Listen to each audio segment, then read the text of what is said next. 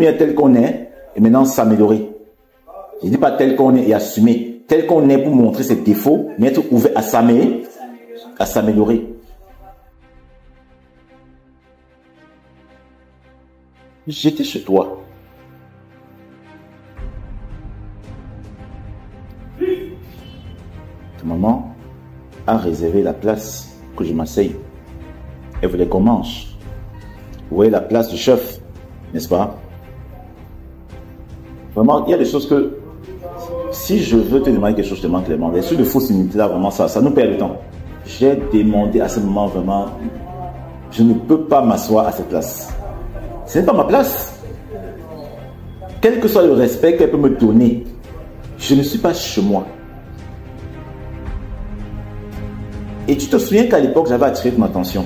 Il y a près de 6 ans, nous étions venus, je ne cite pas son nom, il y avait un bien-aimé qui m'avait amené chez toi. Ça fait 7 ans, 8 ans, un truc comme ça. Oui, voilà, 7 ans, un truc comme ça. Il y avait une petite assise. Tu étais là, il y avait une personne, je ne sais pas les contemporains. Et quand on est arrivé, ce frère s'est assis à la place qui revient au chef de la maison. Il y a des choses quand je vois, parfois je me dis, est-ce de l'ignorance ou de la mauvaise foi? Et après, je me dis, ah non, je comprends ce qui se passe. S'il vous plaît, lisons bien la Bible. L'apôtre Paul révèle que toute écriture est importante pour enseigner et pour éduquer. Éduquer. Répète après moi, l'éducation. La Bible doit m'éduquer.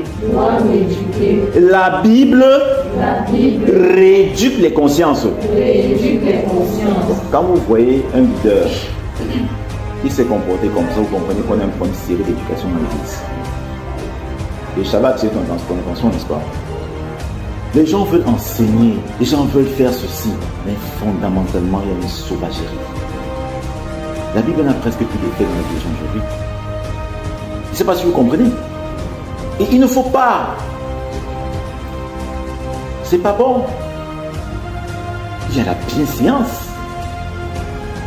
Je ne sais pas si vous comprenez.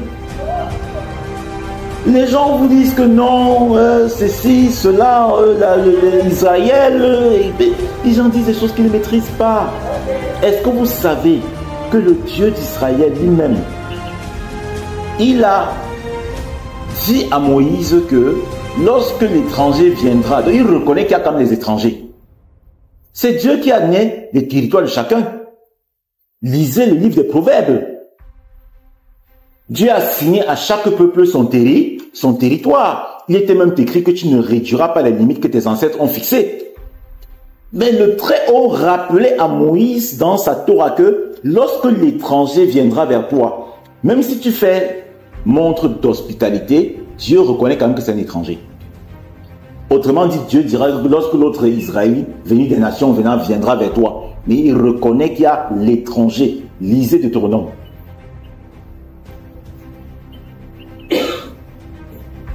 Vous allez voir que dans la Torah, le mot étranger revient plusieurs fois. Or, ils disent après, notre père était un araméen. Vous n'avez jamais écouté ce credo? C'est un credo judéo-chrétien. C'est un credo que devaient réciter les enfants d'Abraham. Mon père était araméen.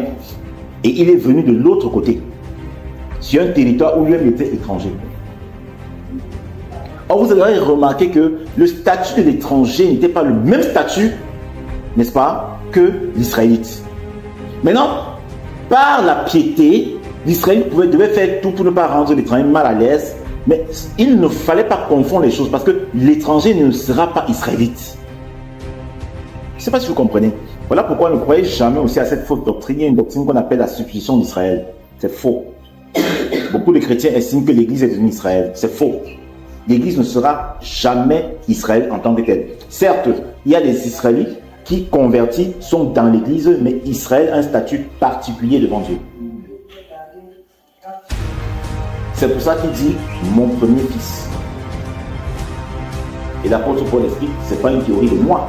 Dans le livre de Romains, bien évidemment, il nous dit que, attention, Vous n'êtes même pas d'avoir des produits naturels. Vous avez été greffé, ça veut dire étranger. Et si vous perdez la moindre des choses pour vous parce que vous êtes étranger, c'est que Dieu vous dégage.